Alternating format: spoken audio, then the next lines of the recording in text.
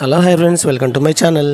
చాలా మంది వీడియో చూస్తున్నారు, సబ్స్క్రైబ్ చేసుకోవట్లేదండి. దయచేసి సబ్స్క్రైబ్ చేసుకోండి మై ఫ్రెండ్స్. కొత్త ప్రధాన కోచ్ గౌతమ్ గంభీర్ నేతృత్వంలో శ్రీలంక సిరీస్ కోసం టీమిండియా సిద్ధమవుతుంది.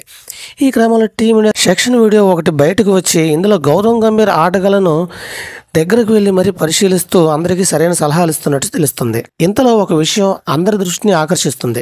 గౌతమ్ గంభీర్ ప్రముఖ బ్యాట్స్మెన్ సుజు శశాంత్తో చాలాసేపు మాట్లాడుతున్నట్టు శిక్షణ సమయాల్లో గౌతమ్ గంభీర్ సుశాంత్తో మాట్లాడుతూ తీరు చూస్తుంటే చాలా ఊహాగానాలు వినిపిస్తున్నాయి. సుజు శశాంత్ గురించి చెప్పాలంటే తనకు జట్టులో చోటు దక్కిన బెంచ్కే పరిమితం అవుతాడు. అతను ఎల్లప్పుడూ జట్టులో సారథిగా స్థానం లభించలేదు. అతను T20 ప్రపంచ కప్లో ఎంపికయ్యాడు, కానీ మొత్తం టోర్నీలో అతను ఒక్క మ్యాచ్ కూడా ఆడలేదు. అందుకే ఈ విషయంపై చాలా ప్రశ్నలు తలెత్తుతున్నాయి. గౌతమ్ గంభీర్ కోచింగ్లో సుశాంత్కు రెగ్యులర్గా అవకాశాలు వచ్చే అవకాశం ఉందని తెలుస్తుంది. కొత్త కోచ్ గౌతమ్ గంభీర్ నేతృత్వంలో టీమిండియా ట్రైనింగ్ సెక్షన్ కోసం రంగంలోకి దిగింది. గౌతమ్ గంభీర్ సుజు శశాంత్తో 1-to-1 మాట్లాడుతూ దీన్ని బట్టి ఇప్పుడు టీమిండియాలో సుజుకి మంచి రోజులు మొదలయ్యాయని చెప్పుకోవచ్చు. అతనికి నిరంతరం ఆడే అవకాశం లభించవచ్చని నెటిజన్లు కామెంట్ చేస్తున్నారు. గౌతమ్ గంభీర్ ఎల్లప్పుడూ సుశాంత్కు చాలా మద్దతునిచ్చాడు.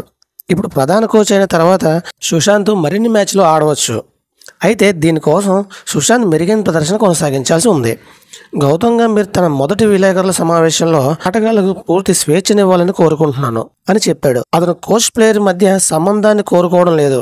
బదులుగా ప్రతి ఒక్కరూ ఒకరినొకరు విశ్వసించుకోవాలని, ఎల్లప్పుడూ ఆటగాళ్లు తమ పూర్తి మద్దతు ఇస్తారని ఆశిస్తున్నాను. ఇది ఫ్రెండ్స్, వీడియోస్ లైక్ చేయండి, షేర్ చేయండి, తప్పకుండా మా ఛానల్ సబ్స్క్రైబ్ చేసుకోండి. Thank you watching lovely friends, by by.